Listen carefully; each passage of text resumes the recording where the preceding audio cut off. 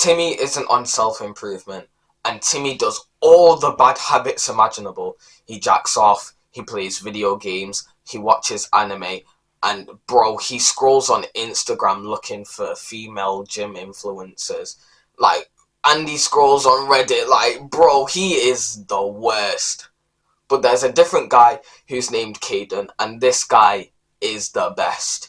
He's on self-improvement. He reads, he meditates, he journals, he exercises. Caden is the full package.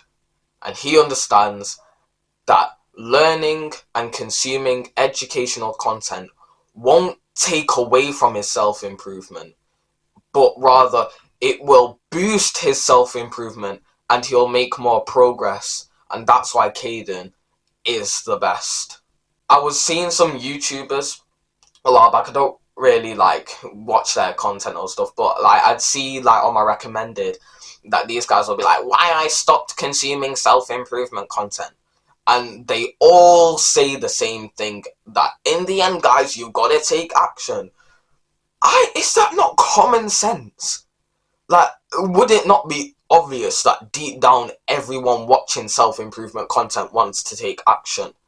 There's probably a reason why they aren't taking action, but these dirty little clout chasers won't tell you how to take action. They'll just leave it, oh, in the end, guys, you gotta take action, and then self-improvement content's fine. They won't tell you, okay, here's how to take action, and here's probably why you're not taking action. Because, to be honest, I just think they don't really understand what people are. Like, in the end, you gotta take action, guys. It's like, okay, nice. We know that I want to take action. Yes, we want to take action. Could you tell me how, please? But no.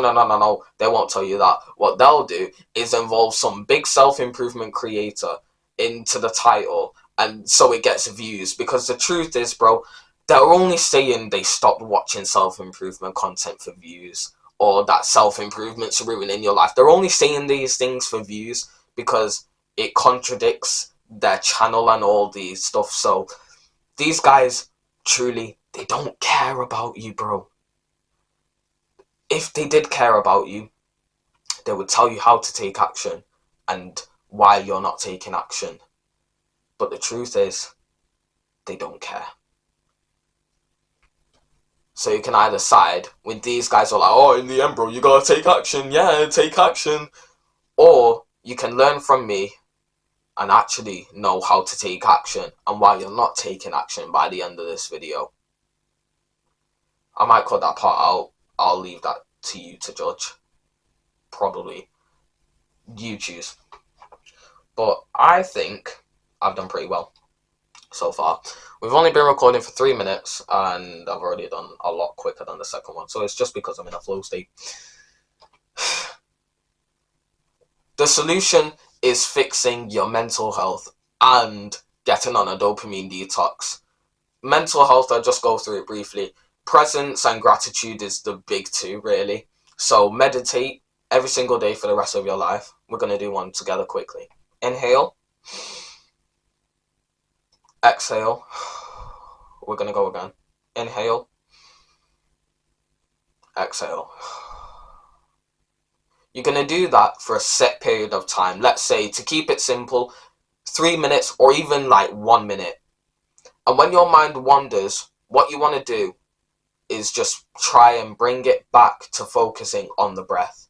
It's normal for you to meditate and have your mind wander. This is where a lot of people get confused because like, oh, I meditated and I lost focus, so I'm not doing it right. No. The whole point is for you to lose focus, because we want to imagine we're going to apply this to our everyday life. We're going around. We're not usually present 24/7. We're going to have a wandering mind. And what we want to do is specifically train the skill of noticing that our mind is wandering and then bring it back to the present moment. And gratitude journaling is where simply, I like to do it in the morning, but you can kind of do any time, is just at a set time, preferably at the same time every day. You're just going to write down, preferably writing down on a physical like journal, what you are grateful for today. Try not to repeat the same things as well. That's a pro tip. Try not to repeat the same things. because it's not the act of just writing down the thing. It's actually the thought that goes into it, because we could write down every day, I'm grateful for my mum, but after time it's like, we know you're grateful for your mum, bro. It's like we get the point. The idea is we want to think about the little micro things that we're actually grateful for in our day to day, and by doing that we actually just take more appreciation for our life, and that's when our mental health becomes so much better. So meditation to remove like negative thoughts, and gratitude will help you appreciate your life more and generate more positive thoughts, and meditation too. So do these two practices and your mental health will be so much better. Literally just do these things for like 2 weeks, so much better, promise. Like, I promise. And the second thing is dopamine detox. And this sounds counterintuitive because I'm here and like I'm for watching self-improvement content, but it's what these YouTubers say is actually kind of true, in the sense that most people would actually have a benefit if they watched less self-improvement content and actually just did the real world thing more. So for example, I'll give you an example of mine. I used to just like binge watch self-improvement content, like literally recently, right? And I wasn't actually consistent in like scripting videos, recording videos, editing videos, which is what I want to do because obviously I'm a YouTuber. But obviously I'm not doing that.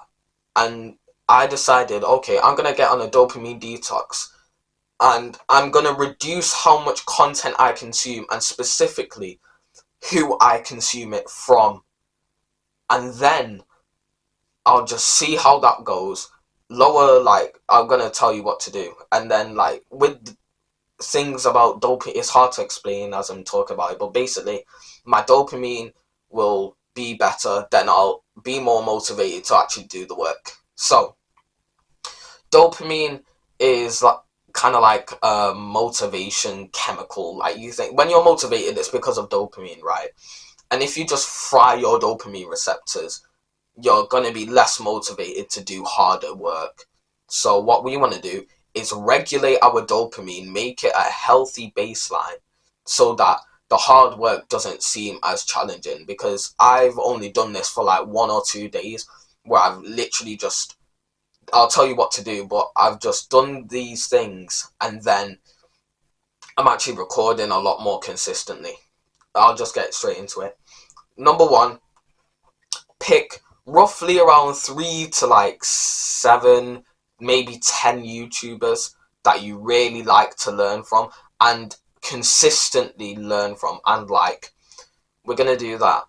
Make sure, by the way, this is a pro tip for the dopamine detox, because that's what we're doing. Make sure that the YouTubers that you have picked preferably have minimally edited videos, or maybe no edits at all, and make sure that it's long form, because usually when it's long form and unedited, it's less overstimulating because there's less edits, and it's more valuable because it's longer form, so they go into more depth.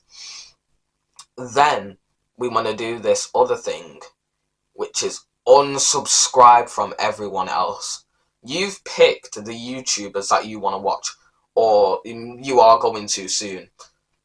You probably don't need anyone else. Now, by the way, when I say like unsubscribe from everyone else, the number doesn't need to say 10, because for example, like they could have a second channel and I would just count that as one YouTuber. But make sure that you just don't overstimulate your brain. Make sure you're not frying your dopamine receptors, right? This is weird because it doesn't sound scientific. Do I look like a scientist? Like, it's like, so saying frying your dopamine receptors, it does sound kind of like lack of intelligence, but like it does make sense for this. Like, just trust me. I guess I'm a bro scientist. If you really don't want to unsubscribe from other people, you could either replace them with a different YouTuber in your list, or subscribe to them later. It's not a permanent thing. If you really want to subscribe to them later, you can do.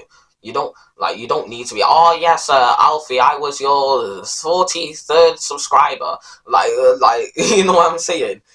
You can unsubscribe and resubscribe. Like, look what happened if you misclicked, oh, now you're not the 43rd subscriber. It doesn't really matter, right? And if you really, like, to be honest, I was going to say, if you really, really, really want to keep them, you could just keep them on the subscribe list, but don't watch them. But I would honestly think, like, if they are making, like, hyper-edited videos and stuff, they're probably making hyper-edited thumbnails, which you'll want to click on more than the guy who has minimally edited, longer form videos. So I would just say go with either replacing them or just subscribing to them later. And you should see a benefit to how productive you are. And you would also see a benefit to how much you take action as well. Because obviously, like, if you have more, like, with the dopamine, you'll have more motivation, so you'll just do the hard work more. And this way means that you can still learn from self-improvement content whilst at the same time actually doing the work and being productive. And taking action is really just implementing, like, learning something new and then implementing it, really, isn't it? Especially with the self-improvement content. So just do that. If you like the video, please subscribe. Alright, safe.